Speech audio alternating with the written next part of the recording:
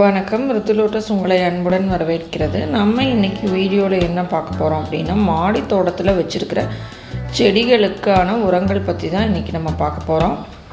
நம்ம இப்போ பார்த்துட்ருக்கிறது பார்த்திங்கன்னா, நான் ஆன்லைனில் வாங்கின செடி தான் இது. அது ஏற்கனவே நான் வீடியோவில் சொல்லியிருப்பேன். அது இப்போ பூக்கள் பூக்க ஆரம்பிச்சிருக்கு பாருங்கள். இந்த க்ரீனில் பார்த்திங்கன்னா ஒரு பிளான்ட் மட்டும்தான் வந்துச்சு. இந்த எல்லோவில் 4 செடி வந்திருக்கு. இது எல்லாமே மொட்டுக்கள் வச்சு நல்லா பூக்கள் வர ஆரம்பிச்சிருக்கு. தொட்டி ஃபுல்லாகவே பாருங்கள் பூக்கள் பூத்துருக்கு.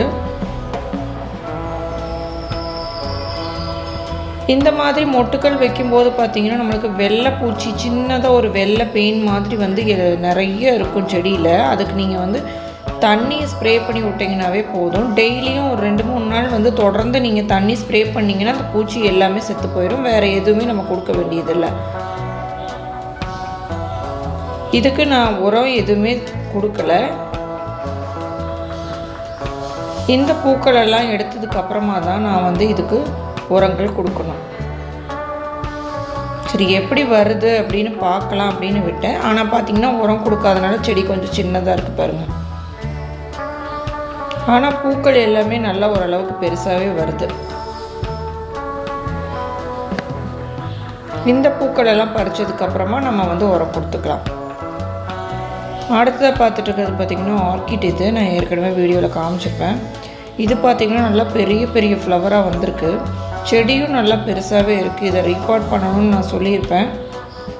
பாருங்கள், இந்த பூ ஒரு மாதம் ஆச்சு விரிஞ்சு அப்படியே இருக்குது. இன்னும் ஒரு பூ பார்த்திங்கன்னா விரியாமல் இருக்குது. இதில் இப்போ தான் ஃப்ளவர்ஸ் வந்துக்கிட்டு இருக்கு. இதில் ஒரு கொத்து வந்திருக்கு பாருங்கள்.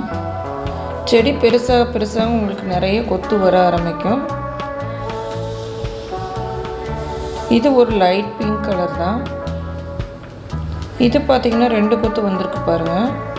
இது ஒரு ஒயிட் கலர் ஆர்கிட்.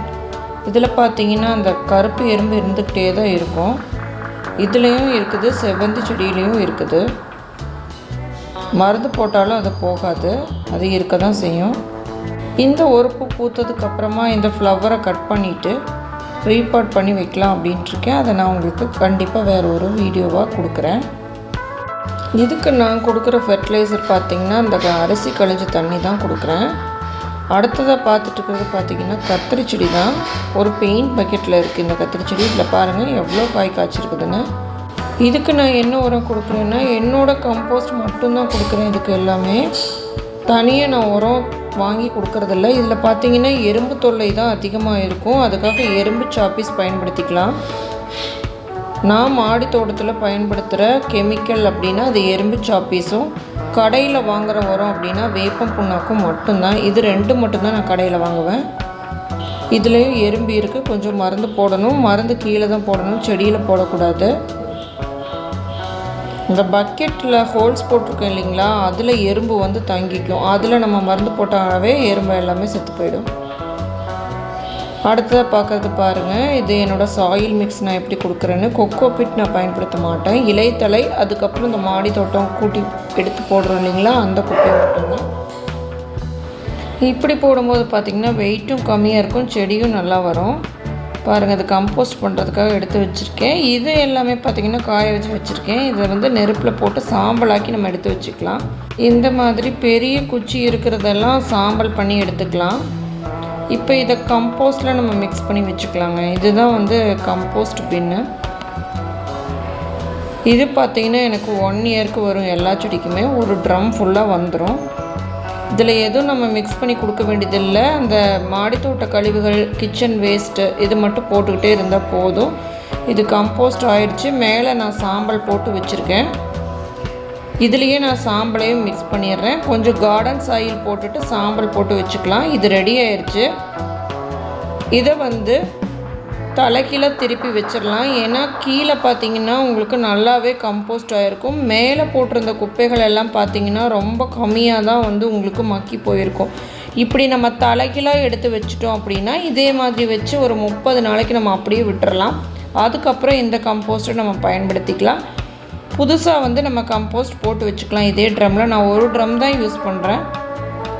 இது பார்த்திங்கன்னா 1 மந்த் அப்படியே விட்டுருவேன். எந்த தண்ணியும் வடியாது. இதில் நம்ம எதுவுமே மிக்ஸ் பண்ணுறதில்ல. மாடி தோட்ட கழிவுகள், கிச்சன் வேஸ்ட் மட்டும்தான் இதில் போட்டு வச்சுருக்கேன்.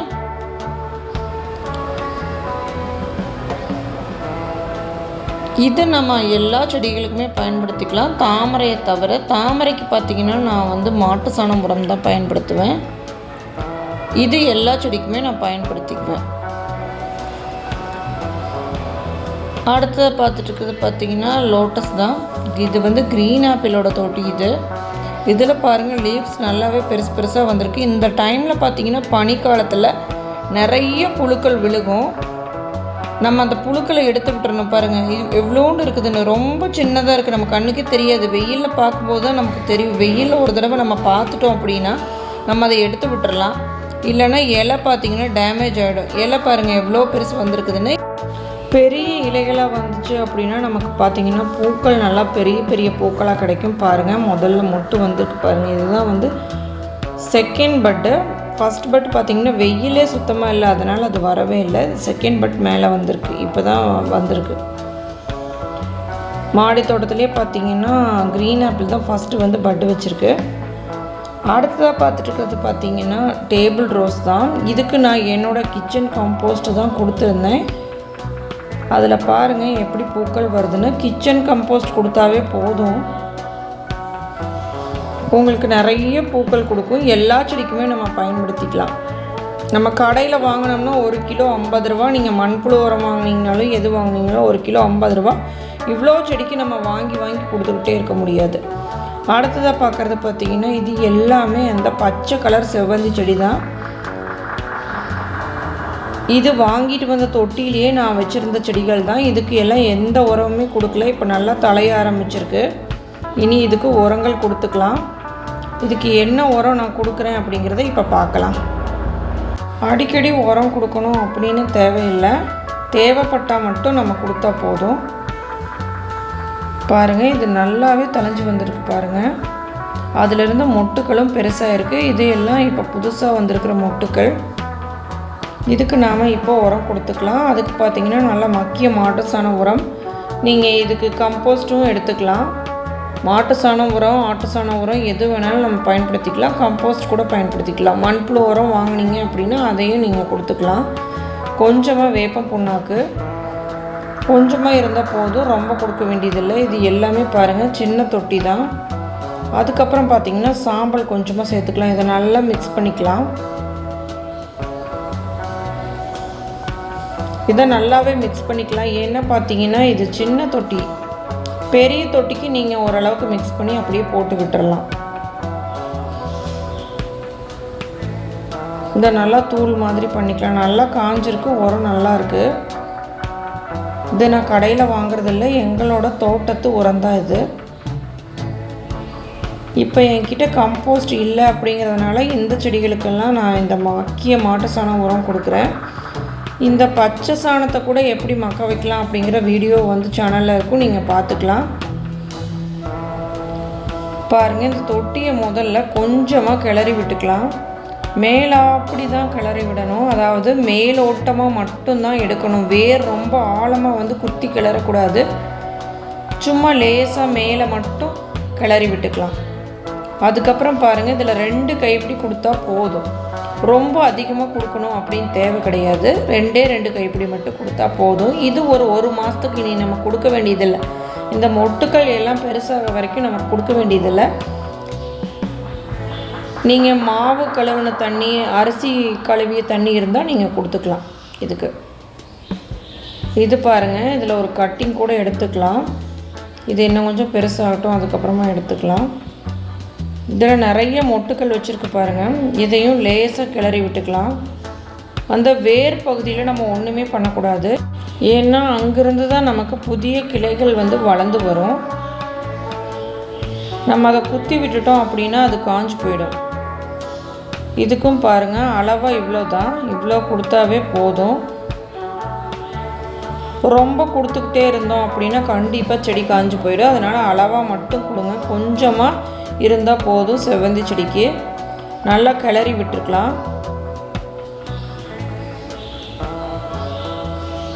பெரிய தொட்டியாக இருந்தது அப்படின்னா தொட்டிக்கு தகுந்த மாதிரி நீங்கள் கொடுத்துக்கலாம். இதுவும் பாருங்கள் நல்லா தளைஞ்சு வந்திருக்கு. இதில் ஒரு 4-5 கிளையே வந்திருக்கு. இது மண் பாருங்கள் எப்படி டைட்டாக பிடிச்சிருக்குதுன்னு. அதனால தான் நம்ம கொஞ்சமாக லூஸ் பண்ணி விட்டுக்கலாம். சின்ன தொட்டி அப்படிங்கிறதுனால ரொம்ப ஆழமாக நம்ம வந்து கிளற வேண்டாம். பாருங்கள் அவ்வளோதான். இதுக்கு மேலே அந்த குப்பை வந்து கொஞ்சமாக கொடுத்தா போதும்.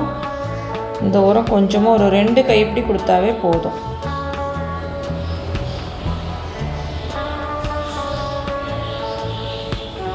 நீங்கள் ரொம்ப கொடுத்துக்கிட்டே இருந்தீங்க, 15 நாளைக்கு ஒருக்கா கொடுக்கணும் அப்படின்னு சொல்லி நிறைய நான் பார்த்தேன். அப்படியெல்லாம் கொடுக்க வேண்டியதில்லை. நமக்கு தேவைப்பட்டால் மட்டும் கொடுத்தா போதும்.